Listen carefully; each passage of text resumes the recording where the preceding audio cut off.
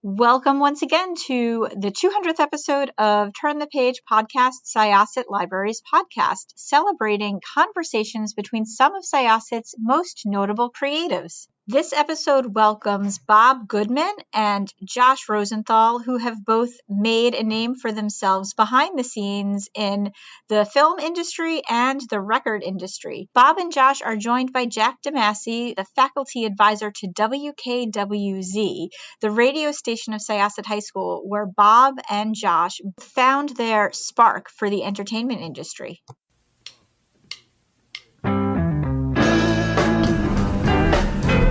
Welcome to Turn the Page, the official podcast of the Syosset Public Library.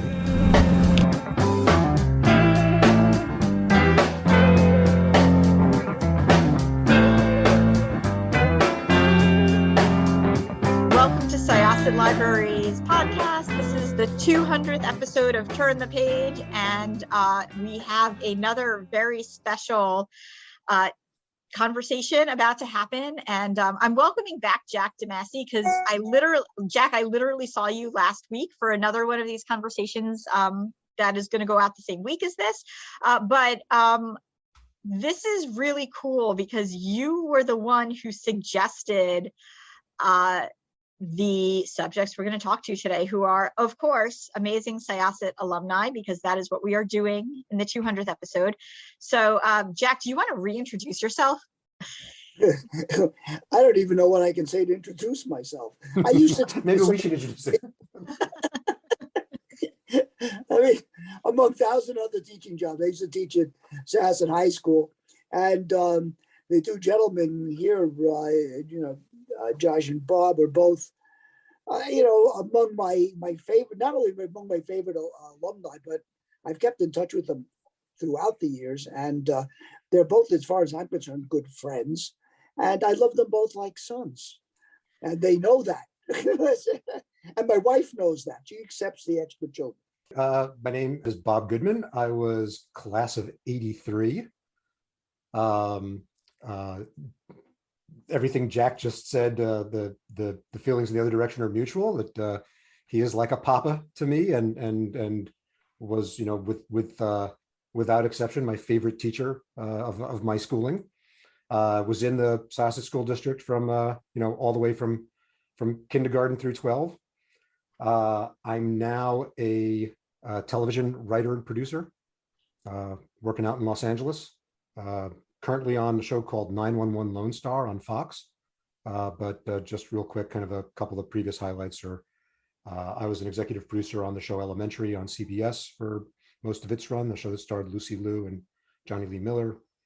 And I had a kind of long, illustrious career in kids animation before I got into primetime TV, where I was on sort of all the well-known DC superhero comic shows like Batman the Animated Series and Justice League. And those were great. Thank you. Such a fan. So yay. And what elementary school and middle school did you go to? So Bayless and Thompson.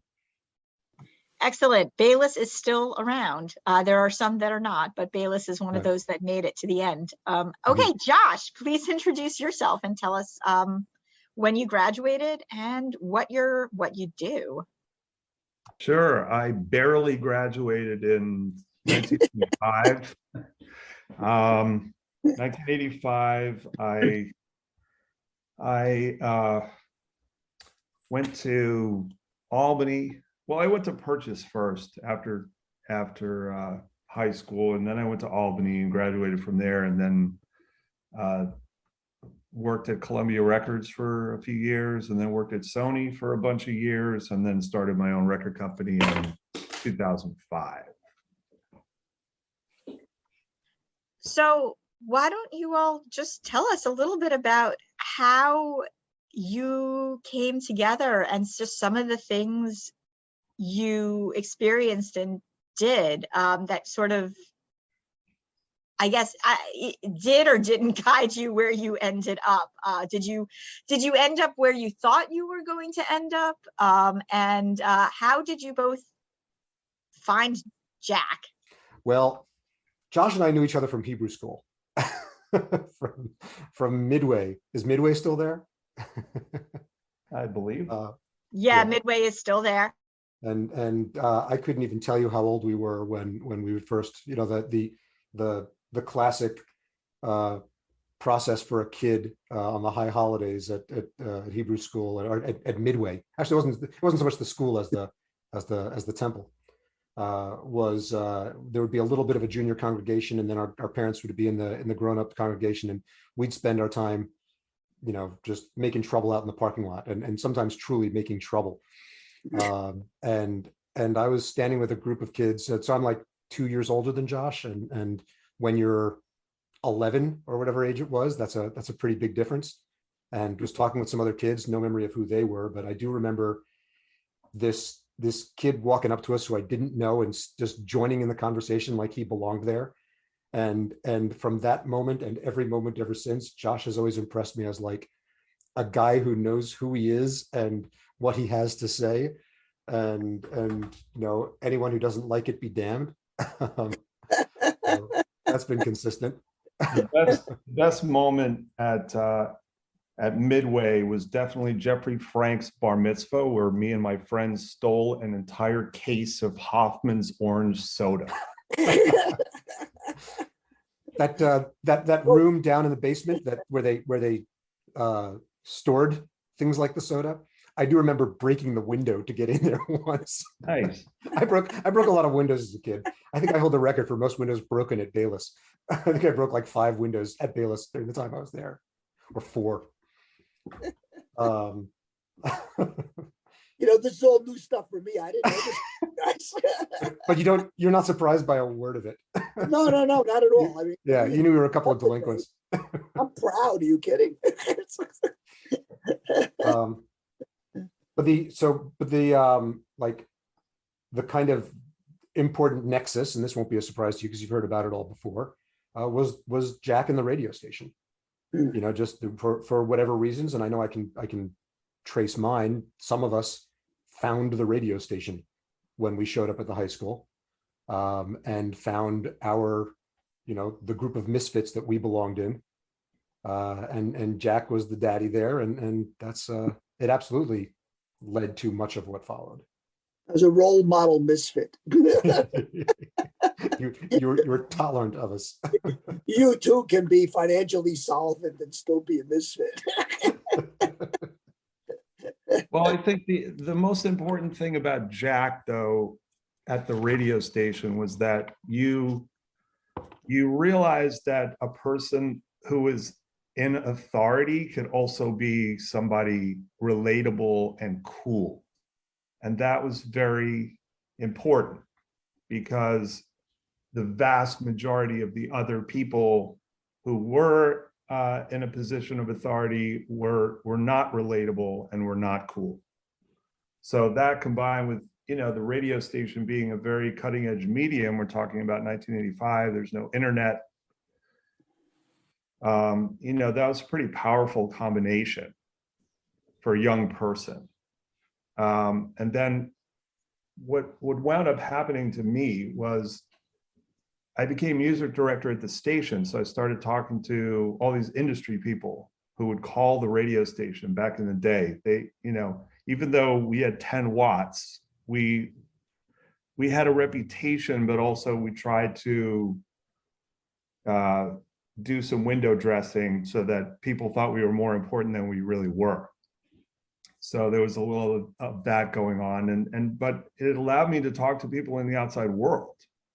So now that I have kids who are almost my age, who are that age and older now, I tell them this all the time. I say, it's really important to interact with the outside world beyond school. And that's what the radio station really allowed me to do, was like deal with adults outside of the high school. And that was very important as well. Well said. Yeah. And I still know some of those people, and I still do business with some of those people, which is crazy. There's people who used to call me from their record companies who I still do business with. That's crazy. Wow. Also because it's a really long time ago. It's one of the joys of WKWZ is that connection that people were able to make, and also to follow their passions. I mean, radio ultimately wasn't your passion, but the record industry was, and and it gave you a head start, in the business. In fact, if I remember more or less correctly, I was really lobbying for you to actually go to college when you graduated, because there was some possibility, I guess a reasonably good possibility that you could have gone right to work with one of those record companies. Right.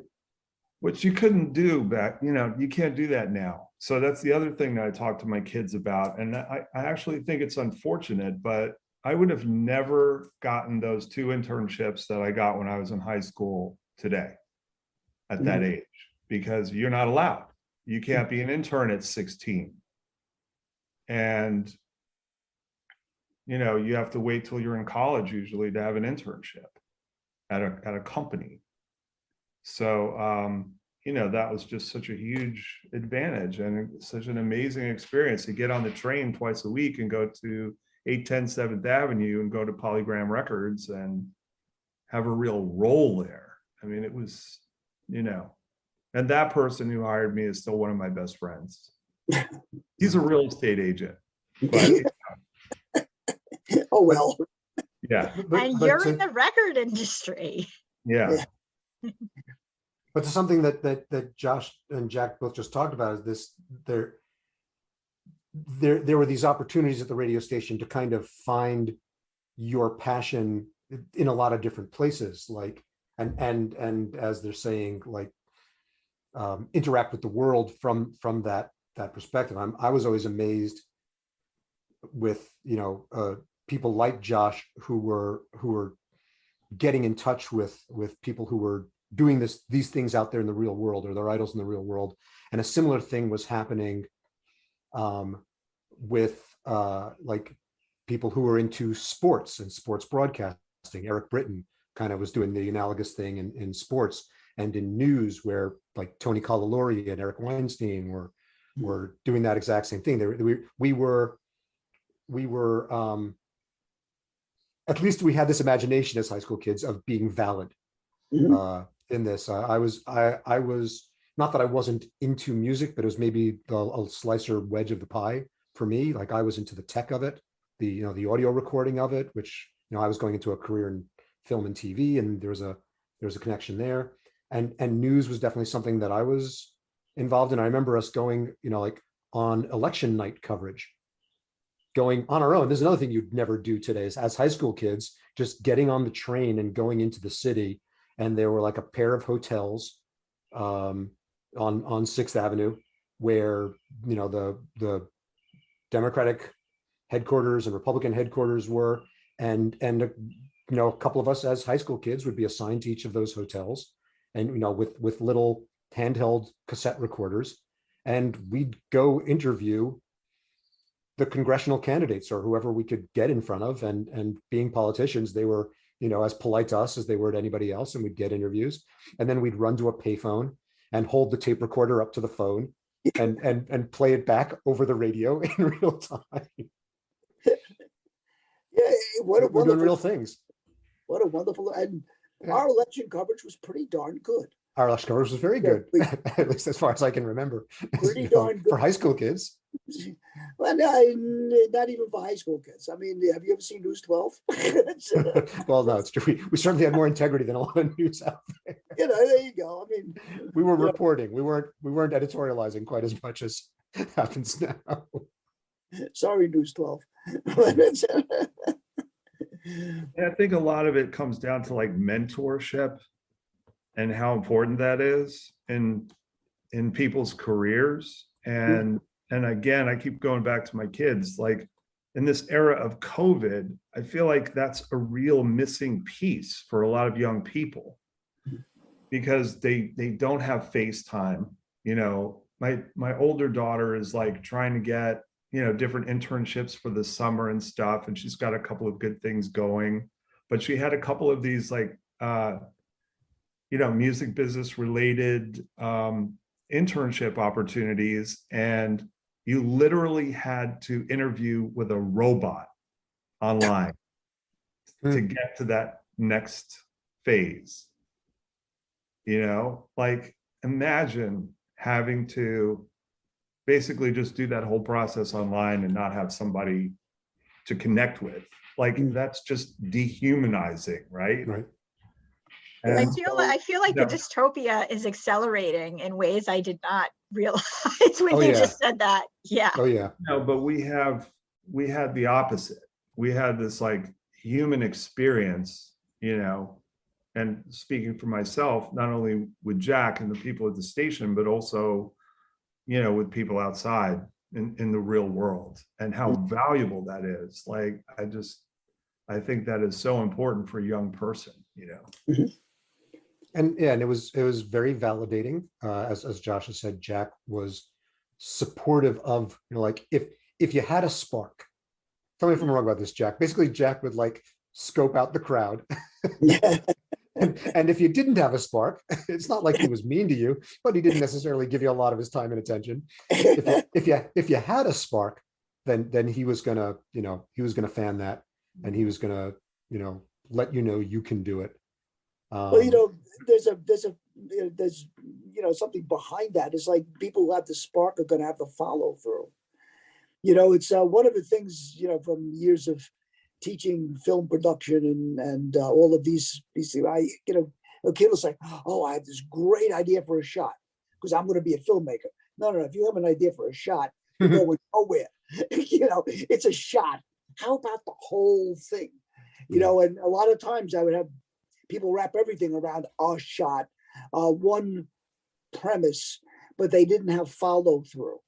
And that was one of the things that was so great about WKWZ. You could give people a shot, see what they had, see what their ideas were, and then allow them to progress. I mean, I did something for you, Bob. I think I can't even imagine. It was like you equipped me with Sean. Oh, yeah. Right?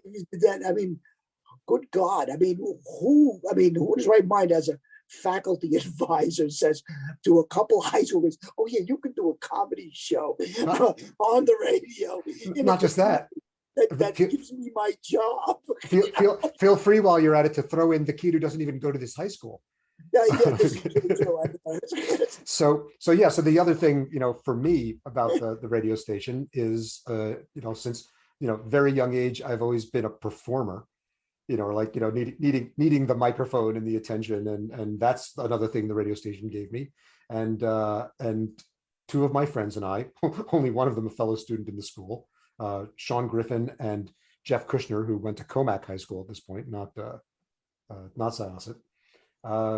We were big fans of sketch comedy, and we were like, eating up comics, stand-up records, and we, I guess, things like SCTV and Monty Python were probably the real models. We had in our heads that we could make a comedy show like that, called Coming Soon to KWZ.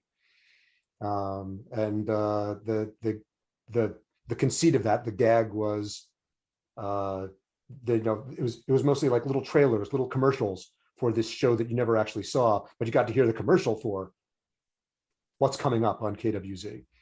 And I don't know how many people listened, 50, but we felt like we were doing something.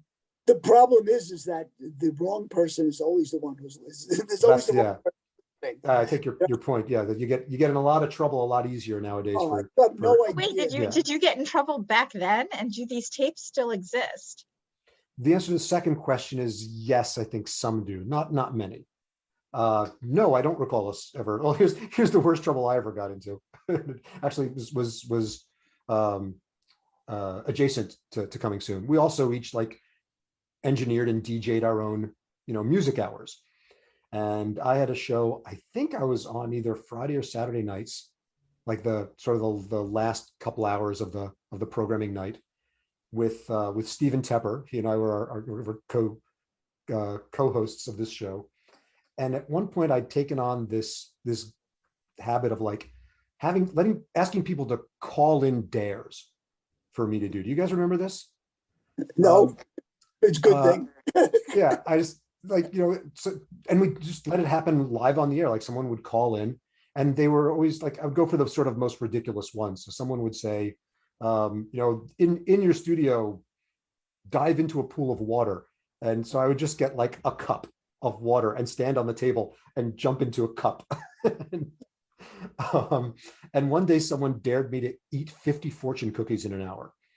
I have no idea who the caller was, but I accepted the challenge, and someone like ran to whatever the local Chinese restaurant was and bought 50 fortune cookies and brought them back. And I start eating these fortune cookies, and my mom calls in. Bobby, you're not going to do that.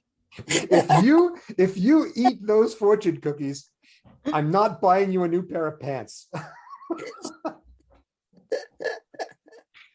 That was the most trouble I ever got into from mom. But were the fortune cookies, did they have to have the fortunes in them? Yeah, they were real fortune cookies we just bought from a Chinese. What was the place like at the Plainview Shopping Center? China View. China View, yeah, which recently they sold, and they retired and closed, unfortunately, because they were delicious. We used to drink underage there. That was another thing about that place, was it had an impressive bar. I remember we did a lot of takeout there before it closed, and I just remember always looking and being like, man, that is really quite the selection. They had really good noodles there. My dad used to bring an extra plastic bag and keep ordering the noodles, dump the noodles in the bag, take them home. So Josh, do you want to tell us a little bit about like the music side of it and just some of the people who got in touch with you, and also like what's your record label now? What is it called, and what are some of the things that you're doing? Okay, so my label's called Tompkins Square, like the park in New York, because I used to live there for a while. And I actually wrote a book a few years ago, and the only reason I bring that up is because there's a whole chapter in the book about Syosset. And the book is called The Record Store of the Mind. And I rattle through some of the people and things that are related to Syosset in a rock and roll context. So anyone who's from Syosset or cares about Syosset in that regard, like seeing Robin Gibb at Village Hero, or thinking that maybe I spotted John Lennon in Cold Spring Harbor because he used to have a house there, or the fact that Joan Jett recorded I Love Rock and Roll, in Syosset. So there's a bunch of that sort of stuff. But so basically I started this label in 2005, and I do all sorts of music, all different genres, all different kinds of stuff, a lot of archival stuff, and also I sign new artists as well.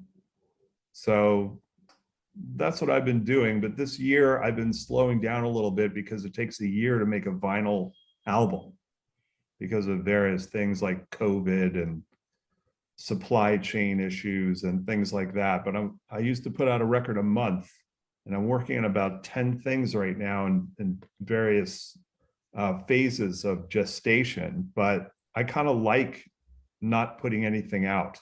So I'm enjoying this moment of calm.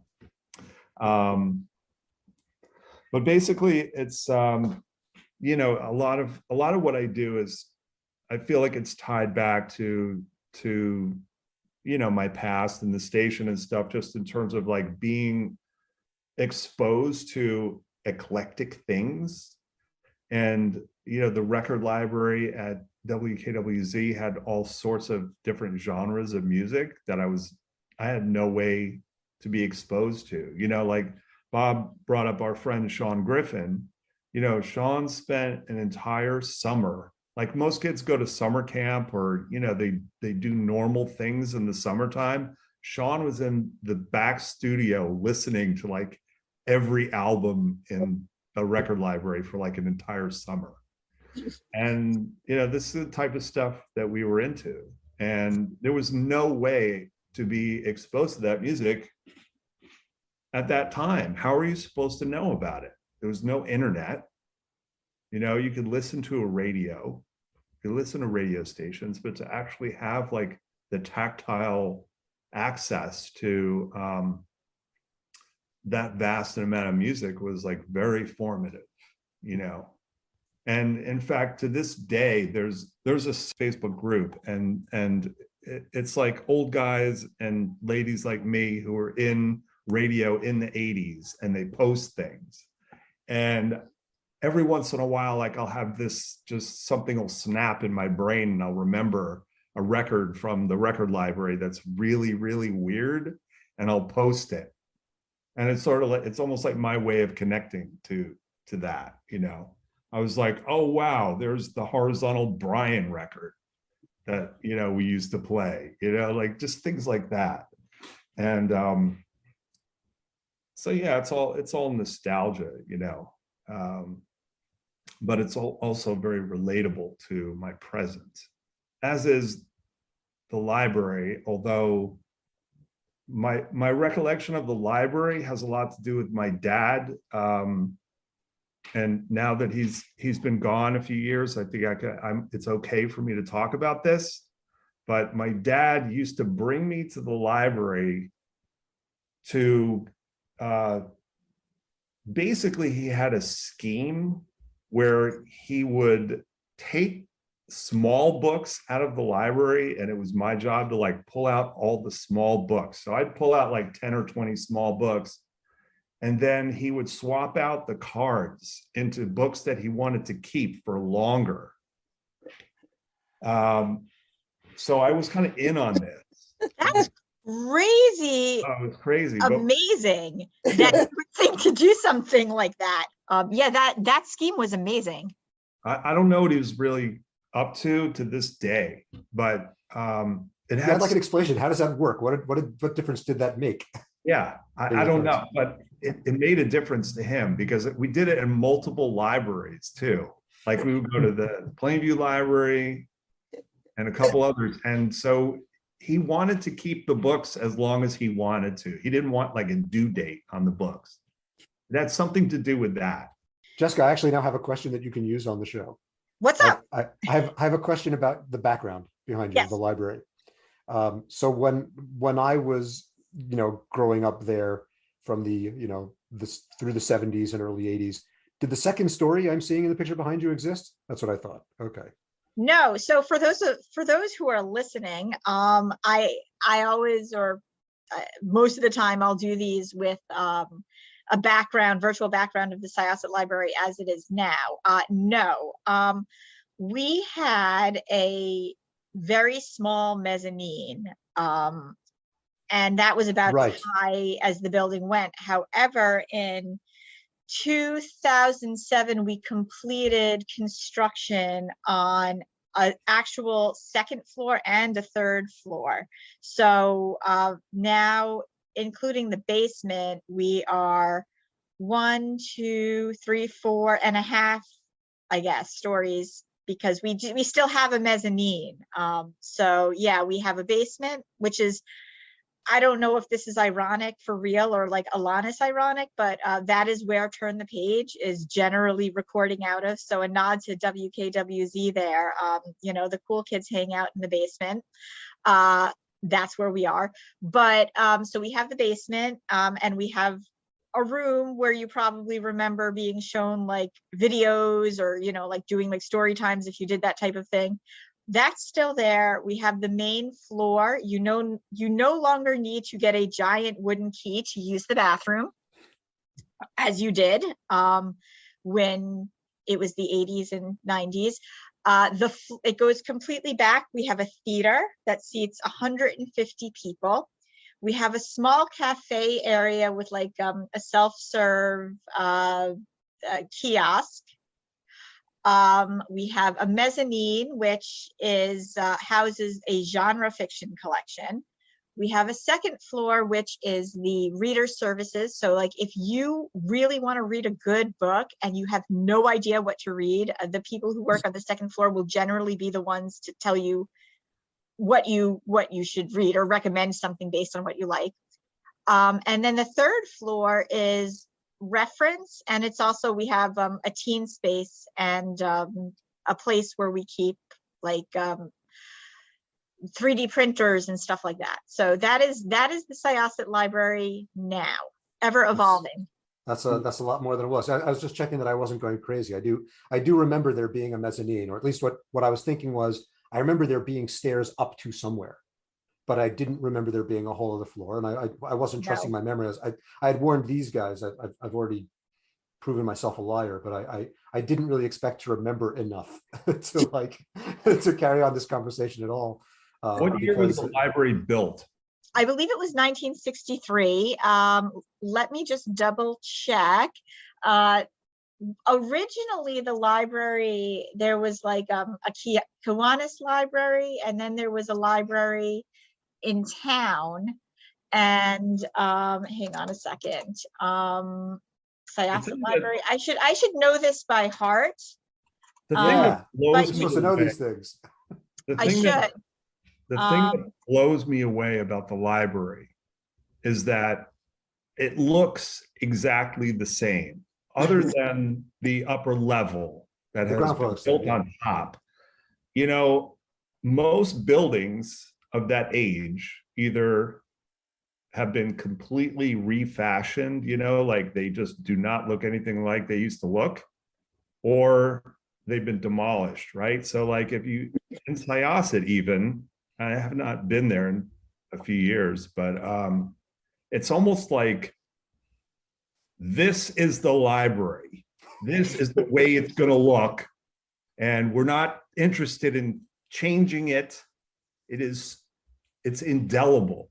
It's like, there's nothing to be done. The bottom level stays the bottom level forever. Yeah. So okay. So first of all, just clarifying. So the library, as in this location, opened on May 3rd, 1961. So I was wrong. It is 1961. But yeah. Oh no, wait a second. Sorry.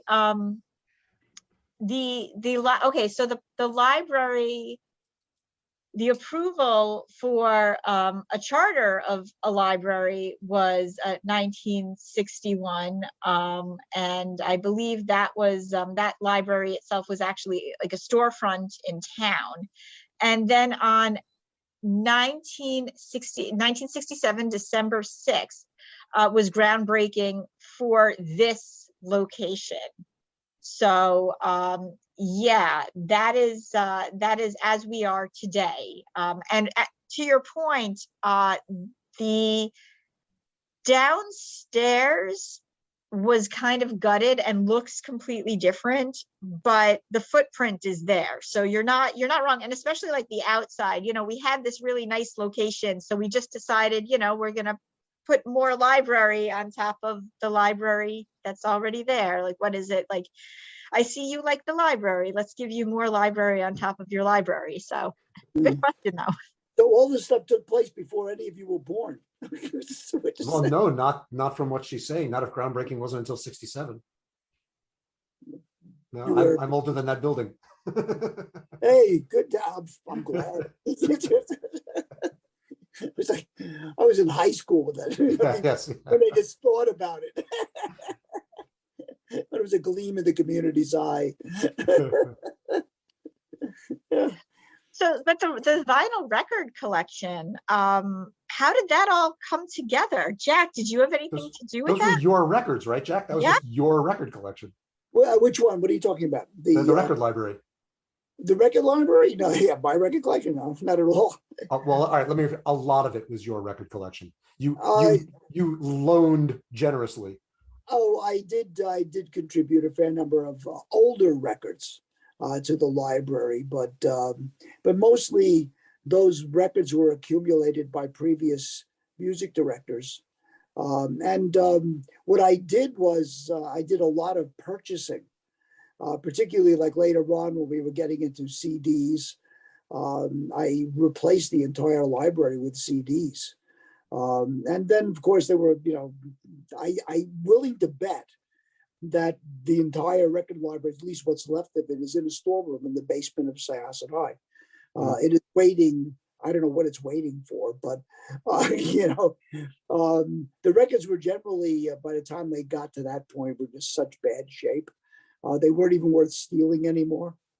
I think so. When you say records were accumulated, I think some of them actually were accumulated unintentionally out of some of our own collections. Like I look back at, like, because we'd all bring some of our own records in too, and Sure. Sometimes they wouldn't end up going home with us. Like, so kind of Yeah, occurs to me that some records I lost over the years probably became part of that music library.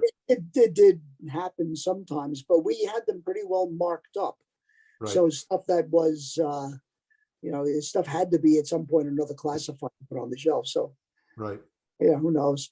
I mean, I know that at some point or another, there was, I had a couple of generations of students who thought nothing of pilfering. Yes, they would also disappear from the. Yeah, they were. There's a lot more Happen more disappearance often. than there was Yeah. appearance. Than accumulating. Yeah, But it's a collection of like 10,000 records. Is that right? Or it was 10,000. It was a record. yeah. And it was, we had, by the time I left there, we had, I don't know, probably close to, I want to say 15 to 20,000 CDs. And the vinyl was all pulled and had either been, I basically was, just put into a storage. I mean, there wasn't anything to do with it. I mean, without good album covers, most secondhand dealers wouldn't want them anyway. So we contributed a batch to, believe it or not, Massapequa High School, who were trying to start a radio station. And we thought, it's a good way to get rid of some of these records that are accumulating and nobody wants them. So we gave them box loads of stuff. And a couple of years later, we got a phone call from the police saying we found, box loads of albums with WKWZ on them. Were they stolen? Were they reported stolen? I said, no. When you said the police for a second, I didn't know if you meant the band or the actual No, police. Because we're talking, that we're able to connect with like bands. I was like, what? The constabulary of Nassau County. The record library itself was this. Well, it had spilled out beyond this room I'm talking about, but it was this basically a walk-in closet off the main studio, mm-hmm. and far smaller a room than would be indicated by the number of people who would be in it at any given time. Sure. We would congregate in the record library, mm-hmm. and be like, flipping through records and sharing things that we liked with one another, or like bringing stuff up, or literally climbing the walls to get to something. I think probably just by fire safety codes, people wouldn't be allowed to behave the way we did back then. I slept in it. I think I slept in there at least one night. Yeah. Oh, we had the music marathons. The music marathons, right? Yeah, we would sleep on the floor. Yeah. That's right. Everybody sleep over. You couldn't do that today. There's not a whole lot of anything. I mean, fundamentally, the station is barely on the air right now. It's mostly streaming. I do believe they closed down the station like 5:30 or something like that, all having to do with supervision stuff. The district in its infinite wisdom put the kibosh on the station to the point of where I don't even know why they bother keeping it on the air. Because I mean, you can do online all day long. It really doesn't matter. They're paying for a transmitter that they are not getting their money out of, so to speak. But I think that there's a consulting job that maybe is waiting for you. Maybe 40 or 50 grand a month. Yeah, that'd be right. I spent 11 years of my life trying to get a power increase for the station. 11 years to get that thing through. innumerable trips to Washington, consultations with engineers and lawyers, and wrangling funds through the school district and so on. It's funny. When I first got the job, that's what they told me right up front. By the way, we need to have a power increase, and we have to apply for it. Literally within 3 months of my arrival. Power increase. How hard could that be? Did you ever get it? Yes, we did. So what's the wattage of the station now? It's, I believe, effective radiated power is about 125 watts. Oh, that's a significant increase from the 10 Oh, watts. it's a very good increase, and the tower height is much higher. The tower is in Plainview, actually, up right near the expressway. So the actual area is pretty darn good. In fact, what took us such a long time to get the power increase actually was interference with adjacent radio channels. Particularly, of all things, we were reaching Connecticut, and Connecticut Public Radio wanted to put a channel right at that spot on an adjacent channel, and so their lawyers and our lawyers spent a whole lot of time making money. And I do remember you getting a lot of pushback I guess based on the original location of the antenna from the neighborhood about the increased radiation. Yeah, I know. Oh my God. Which that was your reaction at the time as well. Well, it's funny. I mean, you guys both know Judd, so I'm not, the guy. Judd's wife is a real nut about radiation, microwave radiation, and his studios are right across the street from some kind of a microwave tower and so on. And I gave Judd, I don't know if he ever called. We never really talked about it, but I gave, my son's a physicist, and I said, here, have your wife call my son, and he will explain why you're in no danger from the radiation. She was concerned that Judd was going to go an extra head or something like that, from from the radiation. I just remember when you and I talked about this at one point, which had to have been already in the 90s, because cell phones, there were no cell phones when we were, when Josh and I were in high school. But that you were arguing with the neighbors who were concerned about the wattage, that they were exposing themselves to much more radiation just talking on their phones. Absolutely. Than they would be with this antenna in their yards. Well, the cell phones were about 8 feet wide back then. I mean, it's true. Yes. Yeah. You needed that. As they called them, bricks. Yeah. Yeah. Like, they'd be slapping it up against their head, 6 watts of microwaves right by their head. Yeah, don't worry about Cero wire. Worry about the radio station. Yeah. Cero wire. This is actually the second time in one of these interviews that Cero wire has come up, because I think one of my jokes was, like, Syosset grows a lot of really awesome people. Is it like, crystals in the ground, or is it the Cero wire plant? Will we ever know? This 4-foot tomato. Cero wire, believe it or not, is soon to be the site of a new Amazon plant. I believe that. And it is almost done, and it is huge. After many years of arguing with the community as to what they wanted and what they didn't want, and that land just being there, it is now an Amazon shipping plant, and it is absolutely huge. So what is it? Jeffrey Bezos, one part of Syosset. He's got a tendril in Syosset now. Huh? All my friends who grew up around Cero wire are really weird. Wait a minute, you grew up around Cero wire. Your house was pretty near there. It was just the neighborhood. It was just the neighborhood. Yeah, but I agree with what you said. Yeah, I remember some weird people from right at that neighborhood. That was the Robbins names we could group. Say it again. That was the Robbins Lane group. Yeah. Hey, that would be me. There you go. See, Jess, I mean, you're a weird person. So I am, and I embrace that label. But yeah, Kathy Kim was also a Syosset, a Robbins Lane person. So, but yeah, so that's the Cero wire plant right there. How have you all kept in touch? Obviously, you've all kept in touch with Jack. Like, has it been consistent? Or, have you sort of lost touch after a while and come back together?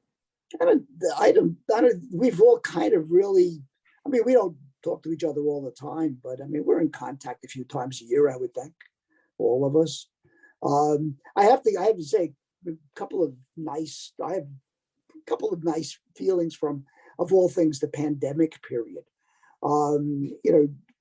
Josh called up out of the blue one day and just to say hi, which, there was usually there's some other reason we called each other. I'm going to come out there, or he's doing something, or there's something going on. Bob called up one time, again, that other thing, just to say, I just wanted to say I love you. I thought that was wonderful. It was just such a nice thing. But like I said, these are like my children who live on the West Coast, who I don't see very much. I wish I could, but so anyway, we do see each other mostly if I'm out on the coast, but Yeah, I think you've touched on kind of Jessica in your question on a bit of a sad detail for me, because I've never been as good at staying in touch as sort of my ideal version of myself would. So I've kind of dropped in and out, I think, with my my high school friends, sometimes to my regret. But by and large, you look, we're here and we're talking. I'm glad we did this, because I almost totally forgot about Bob.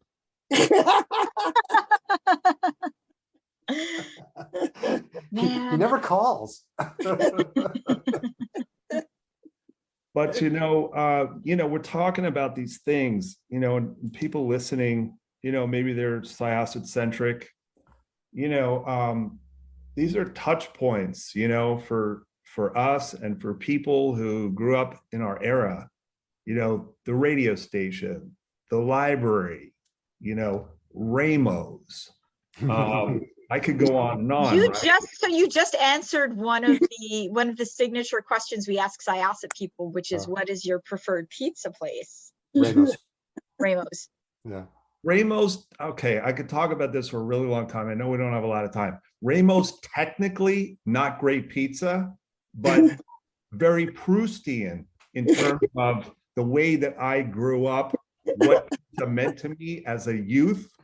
And before Ramos, there was a place called Joshua's Candy Store.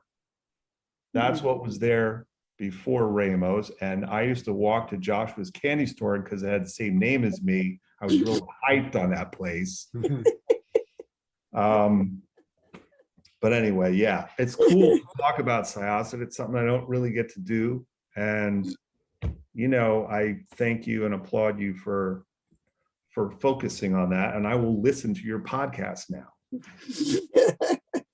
Thank you. Wow, that's an awesome endorsement. Thank you so much.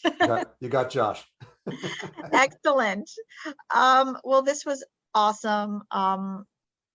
As always, you're always welcome back, but thank you for having this conversation for the 200th episode. And I literally cannot believe that this has been 4 years and 200 episodes, but it's been great and enjoyable. And I certainly hope whoever, the listeners, whether you're Syosset or whether you just enjoy listening to us talk about Syosset, or you enjoy Bob and Josh's work, and you do not know much about where they came from, and you always wanted to know who mentored them, you get to meet Jack.